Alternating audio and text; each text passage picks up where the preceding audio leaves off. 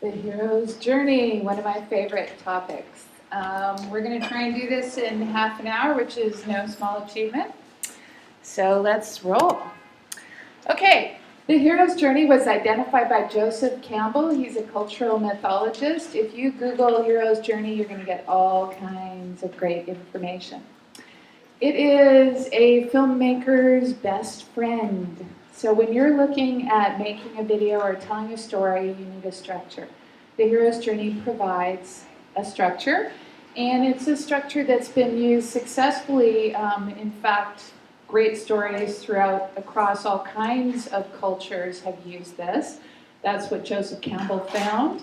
And smart people like George Lucas have used this to their advantage. So I'm going to, what we're going to do today, I'm going to show you some original content that's in development, in fact, over at my company, LIONHEART, right now. And I'm also going to reference some, is that mine? Sorry. I'm also going to reference some popular films so it makes more sense and you have a reference point for what we're talking about. Okay. So 5 stages of the journey, and this is, you're going to see all kinds of different ways to describe the hero's journey. This is how it was taught to me by my cultural mythologist mentor, Mike Luttrell. So the new reality, the mentor, the threshold, the Dragon Devoured, and the return. We're going to cover each of those. Okay, the new reality. This is when something happens that changes your worldview. The hero is shaken.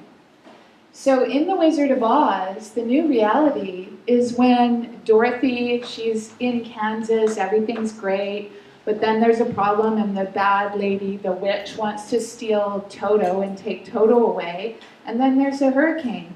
So really, the new reality represents something's changed. So there's something wrong, something that makes your hero in your film or in your video or your nonprofit situation say, oh no, all is not well. And it's the beginning of the evolution of the hero. So as we know, we often have to go through these trials and tribulations, as our nonprofits do and as society does, sometimes in order for us to come out the other side better and stronger. So the new reality is stage 1. Okay. This is really exciting for me because no one has seen this content yet. I chose this specifically because this is very sensitive material. Some of you are, as a nonprofit, deal with issues that aren't always pretty. They can be difficult to talk about. So there's an art to how you do that. This is a project I'm developing out of Washington State. I met a man who is a suicidologist. And he has developed a therapy specifically for people struggling with suicide and despair.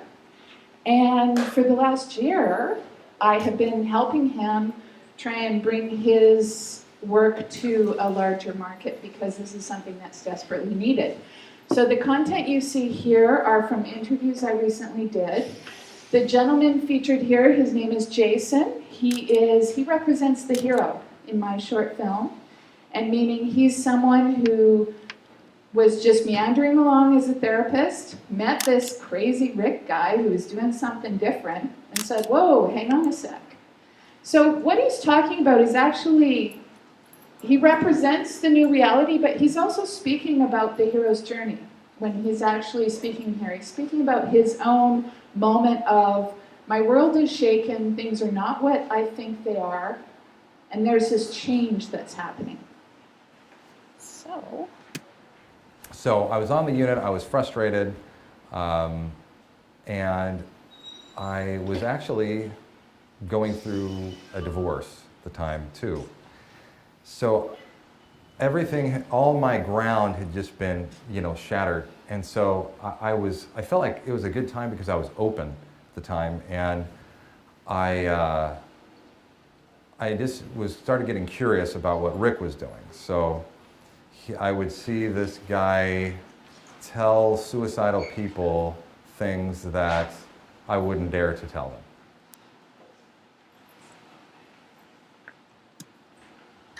Okay, So he's talking about a man named Rick. Rick is the suicidologist. Rick is also the mentor within the film that I'm making. Every hero has a mentor. The picture here is Mr. Miyagi from The Karate Kid, if you're familiar with that movie. And mentors, so when you're thinking of your own film, mentors don't have to be a person. They can be an event, something that happens that changes us. So natural events can in fact be represented as the mentor. And the mentor gives something valuable to the hero. And another note on heroes, heroes can be your customer or your client. They don't have to be someone within your organization. Okay. So here's Rick, and again, I chose these clips because mentors do a couple of different things for you. They can inspire you, they can encourage you, but they often reveal our blind spots to us. So the mentor in your video can be someone who tells the truth, and sometimes these are difficult truths, and this is one of the things that makes for good, powerful video when nonprofits aren't afraid to shy away from the things that might be a little bit edgy or controversial. And also things that are surprising. What did you learn from the 16,000 suicidal patients that you treated over? Sorry. Yes. I might need my helper to turn that up. I'm not sure how much it's in my control here. What did you learn from the Can you hear that? 16,000 suicidal patients that you treated over your 25 years at St. Francis Hospital? But none of them wanted to die. They didn't want to die. They didn't want to kill themselves. That wasn't their intention. The danger in communication is to assume it occurred. The danger in communication is to assume it occurred. People are dying because we're assuming that we know what they're saying. And then we go up with our decision of what they need, and they say, no, I'm over here. You're not communicating. You're not talking. I'm over here. You look over me, and then we over here say, no, you must be sick. That's your sickness. You're not looking. I'm reading this from this DSM-5 or whatever the diagnostic manual is, and it says this, and therefore you're being resistant. There's a good sign on a bus recently in Seattle. 3 words for teenagers. Resistant, question mark, or misunderstood. Are these teens resistant? Or do we consider that they're being misunderstood?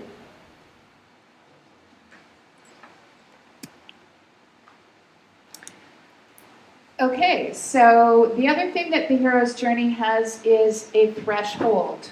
So this is the moment in The Wizard of Oz when Dorothy says, we're not in Kansas anymore. So this often represents a transition point within your story. There can be multiple thresholds, in fact. Thresholds can be positive or negative. It just represents stepping forward into a new place. And you can use this, again, from a nonprofit video standpoint to talk about maybe your challenges, like what is the road ahead? Where are you? And sometimes you're looking for help so that you can step forward. And so you're identifying maybe what the challenges are, what you're going to need when you cross that threshold in terms of help. So you'll see how I used the threshold in my content here. And just to give some context to this woman featured here is actually a friend of mine. And she represents, in terms of who's the market I'm speaking to, she's what we call a suicide survivor, which means someone in her family committed suicide. So in her case, it was her 16-year-old daughter. So why this is there for me from a donor perspective is that there's 2 audiences that apply in terms of who am I trying to put this work in front of. And one are people who are suicidal, people treating people who are suicidal, and also families of survivors, because this person's work has implications for how we understand suicide. And I think for healing for families, even if it's too late for the person that they cared about. So this is Barb.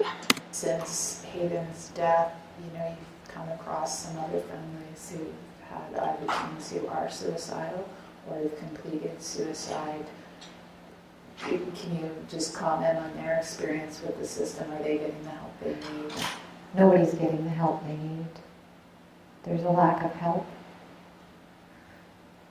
There's a lack of resources. There's a lack of psychiatrists, psychologists. Nobody has a plan. There's no plan. There's no help. My fear when I met Rick and especially looked at all of his content was, this guy could hold a key to unlock the suicidal mind with some really important insights on how we treat suicidal patients, on how we even understand what suicide is and what it isn't. But that if we don't help him bring this to market, that this is just going to stay small, and the only number of people that he can help are those patients lucky enough to find their way to him.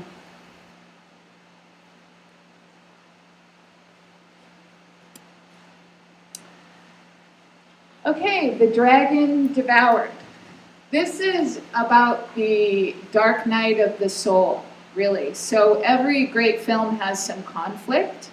And sometimes I think we'll shy away from that, or we want to gloss everything over in our nice little nonprofit video. That's not always the case, but sometimes the worst mistake you can make is trot out your CEO and have them say a bunch of perfect things about everything. This is where life gets a little bit hard. And sometimes it looks like, often in the film, like the person isn't going to be successful, in fact.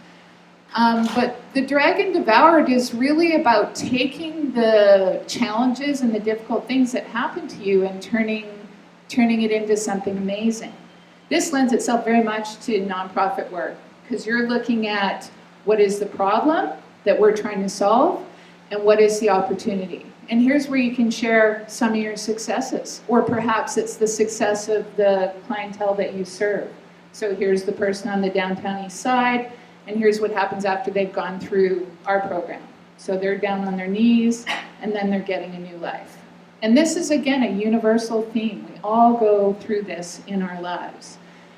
It becomes particularly relevant with, again, a specialized population like I'm working with on this suicide therapy program, where, the people are in the dark night of the soul. And the difference between making it out of that night or not might be the help that you receive at that time, getting the right kind of guidance and mentorship, which is why this program is so important for me personally and why I've been working on it. So, again, some context. This is me creating a bigger vision for donors. This is about, Jason here is really talking about what's possible. So we have a vision to revolutionize the understanding and treatment of suicide worldwide, which is a huge mandate. And in order to get wealthy donors, which is my target, interested in something like that, you really have to present a really compelling vision of what could be possible. So this is what he's doing here. And this is also another example of leveraging emotion. So getting good interviews is really key. You need to create the right kind of atmosphere to get this kind of interview out of someone. And it's also a fine line, because in our work, you don't always want, like in reality TV, it's all about all the drama. I try to take audiences to the edge of where they're comfortable, but my intention is never to put people on their knees. So, that includes today. I have other content that's very devastating, quite honestly. I didn't play that. So you actually have to know how far to take an audience and where to meet them. So that's the subtlety of when you start getting into Dragon Devoured kind of content. So here's Jason. I wish and I hope that mental health units could be like birthing units. There's the birthing unit. Everybody's happy, excited, and new life, There's a lot of pain happening in there, but there's excitement as well. Can you imagine going to a mental health unit and going, I'm going to go transform, and everybody backing you up behind that and understanding that and welcoming you in there as you walk in the door? And, you know, then people are met with that hope, not, you know, not this despair that you're crazy, mental, whatever, that you're actually brilliant, you're a biological being going through a transformation.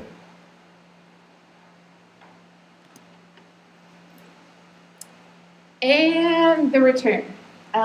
This is the homecoming. In The Wizard of Oz, this is where Dorothy taps her heels together. There's no place like home. There's no place like home. Heroes are no good if they ride off into the sunset with all their lessons. It's really important that they share what they've learned with their community. And again, that's a great role of nonprofits, why the hero's journey lends itself so much to nonprofit video. Because you have the mandate of teaching important lessons to the larger society. And that's what a transformed hero, that's what their mandate is to take what their mentors and their journey has given them and then bring it back in the world and share what those lessons are so that others can benefit and we can have a better world. So there's the picture of E.T. saying goodbye as he heads back to his own kind, and a poem by T.S. Eliot about how at the end of our exploring we arrive where we started and know the place for the first time. So again, this is actually about an internal journey as well as an external journey. So when people are having conversations about it, or you're having conversations like this within the context of video, the hero's journey is a subtle thing at times, but it can be just someone sharing a personal story about the change they've gone through, or it can be, again, external examples of how you've brought whatever your work and your nonprofit is forward in the world. And again, when you have to know what those lessons are and what your messages are that you want to communicate. So in the next clip from my own content, I'm going to stop it a couple of times. I'm showing a few of sort of the heroes within my film sharing some of their key learnings, and I'll explain why I chose that clip.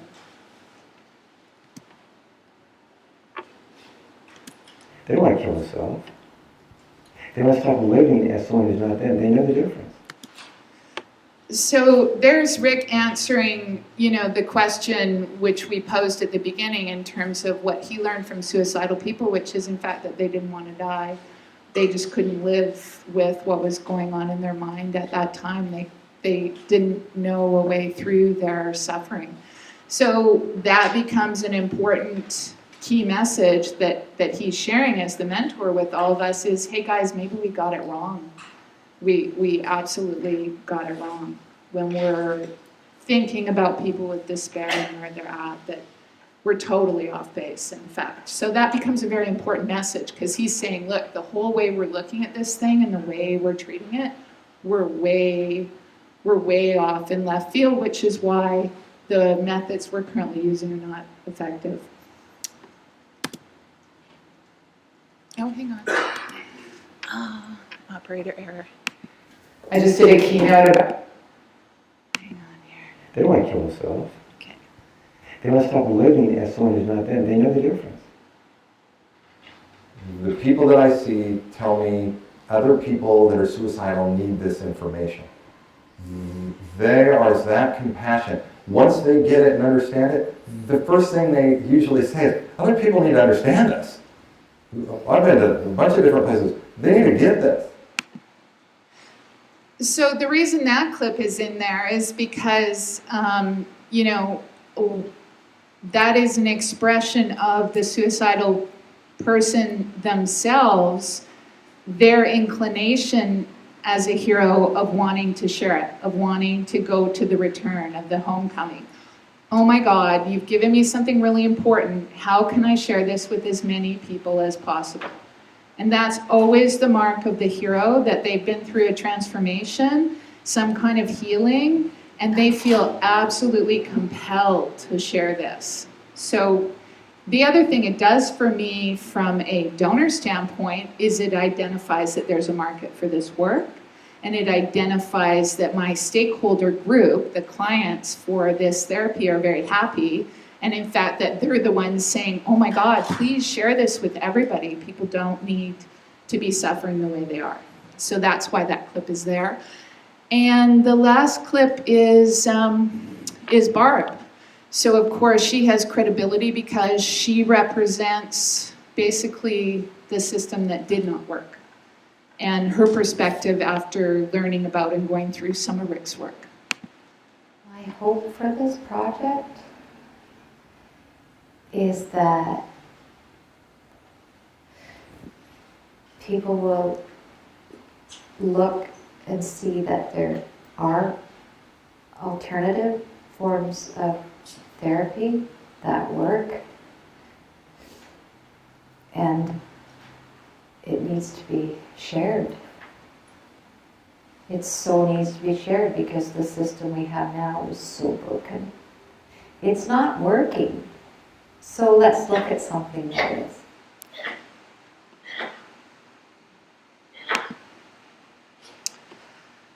All right. So wrapping it all up. So 5 stages of the hero's journey. A new reality, the mentor, the threshold, the Dragon Devoured, and the homecoming. I'm going to show you something I rarely do because this is so rough that it isn't even what I would call a rough cut. I'd call it a narrative string out, which means we're just playing around with content, putting it all together. But the audience for this film, I'm actually going after a very large sum of money, so this isn't going out widely at first. I'm going after private wealthy donors who can write me a big fat check for $1 million or $2 million to get me started with what I would like to do. So that's the audience. There's some footage of me in here that I really hate, and I'll tell you why, because the background is absolutely terrible. It's really messy. Don't make that mistake. When you're the director and then you put yourself in the film, I couldn't see what was behind me, so we're reshooting that footage because that does not work for me. So those are some of the kinds of things that you'll be dealing with when you have your own video. But again, this is just a really rough string out so you can kind of see. I always use the hero's journey. I use it in every film I make. So that's how I'm thinking when I put this together.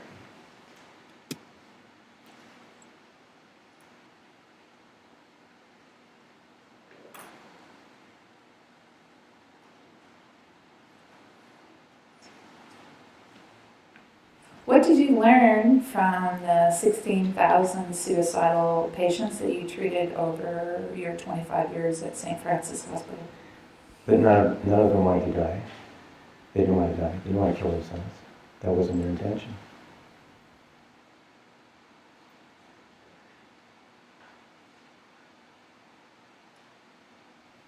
So I was on the unit, I was frustrated. I just started getting curious about what Rick was doing. So I would see this guy tell suicidal people things that I wouldn't dare to tell them. The way that I view some of the tools and the different approaches that we come at suicide with, I kind of look at it as emotional CPR. It's totally counterintuitive. I just wouldn't have thought of doing it this way in my training.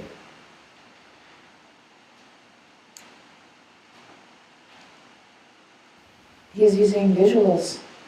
The filmmaker side of me knows the power of visuals. He's using storytelling, metaphors, poetry, power of words. They'll say I'm trapped. I'll say, where are you trapped? They'll say, I don't know. I'll have many, many images and models that show someone in a trap. And it usually shows a paradoxical situation where they're caught between two opposing forces. They say, that's on that picture, that's me there. And I have them to talk about, tell a story of how do you get there? Where is it? I get curious and go to the world of intelligence. I play stupid, I play dumb. I don't feel like I know. I just get curious. I have to get curious because we need to awaken curiosity, because curiosity is awakening care and wonder and love. They are in a fear-based place. They want to get to a place of love. They can't, and they keep making fear-based decisions. But the other thing that I see is this almost spiritual, psychological, transformational moment that they're at that we can all learn from. We all need to transform, I think.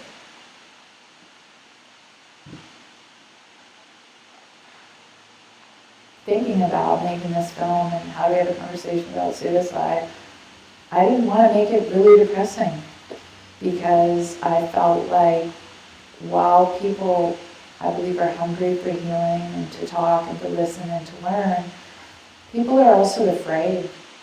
So in terms of how we present Vic's work and the kinds of conversations we have, I think that that's really important, that we find places to connect with people both in their sadness but also in their joy, and that we create something that actually leaves people feeling optimistic.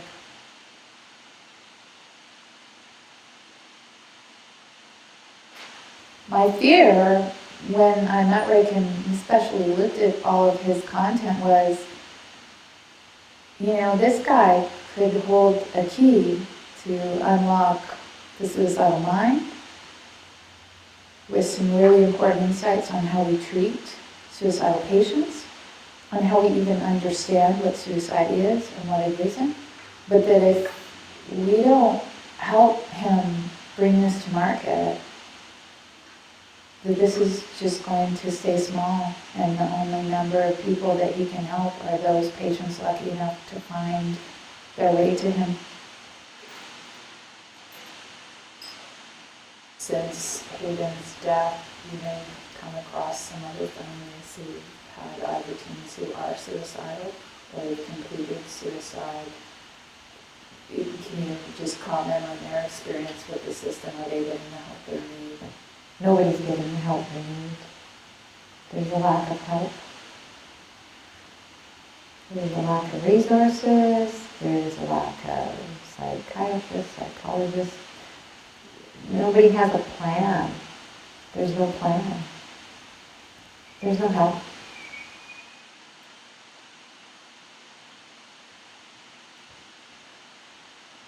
And had I known about somebody like Rick in the middle of all that turmoil, as a parent of a child in crisis, I would have went to the end of the earth to find him, to help my kid. Do you think there's other parents in that situation just doing anything they can to sound like Yes. I think 9 out of 10 of them are. Yeah. There's lots that are just going in circles. Yeah. It's got to change.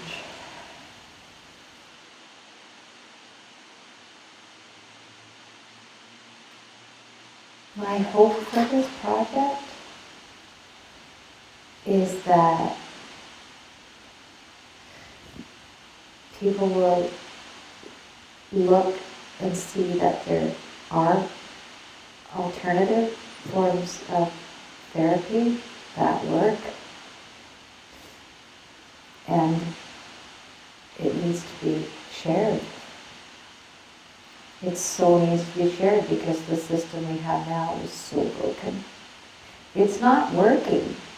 So let's look at something that is.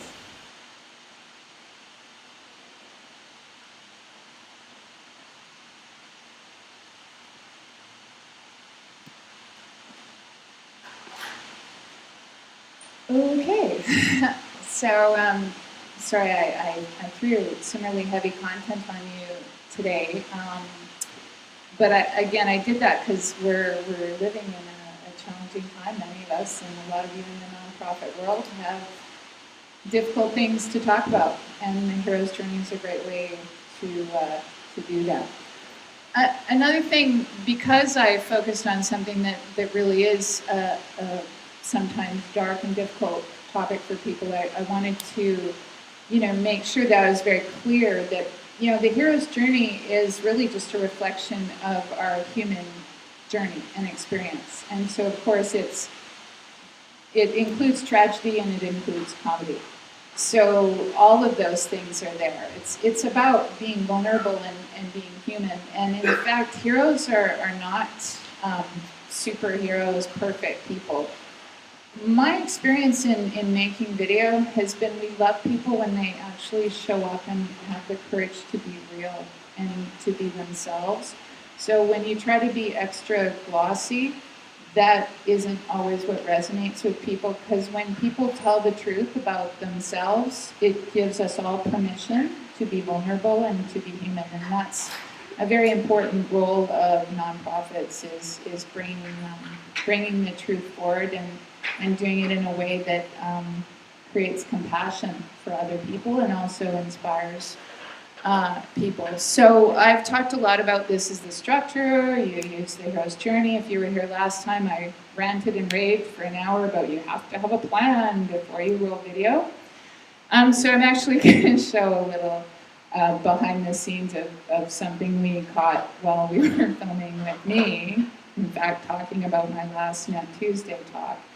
And this just reflects the reality that you can have a structure and a plan all you want, but there's something really valuable in just letting the cameras roll and seeing what happens, and also throwing away your plan sometimes and going out and getting some interviews and just following the story, because sometimes the story tells itself. So it's great to have a structure and a vision, but I also want to say that some of the greatest things have happened to me in the film world that I really didn't necessarily plan. And also just, again, remembering that, you can use content. It doesn't have to just fit into this little box.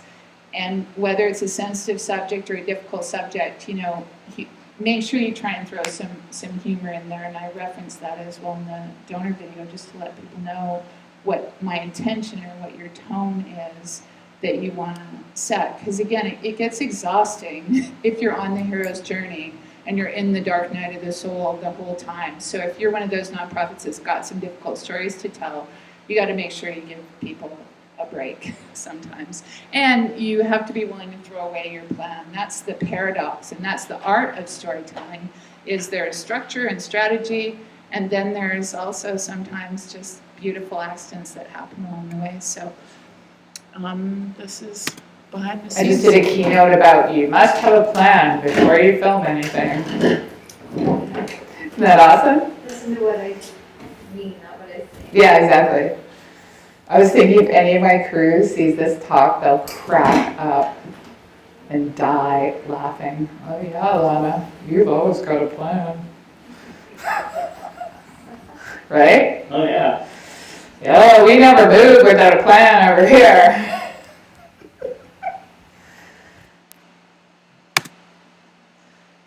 So if you want to hear more about Rick's work, suicidetherapy.com is the website there, and this is where you can find me.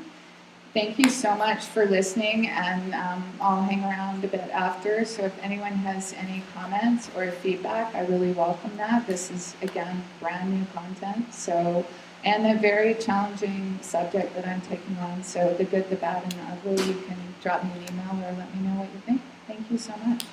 Awesome.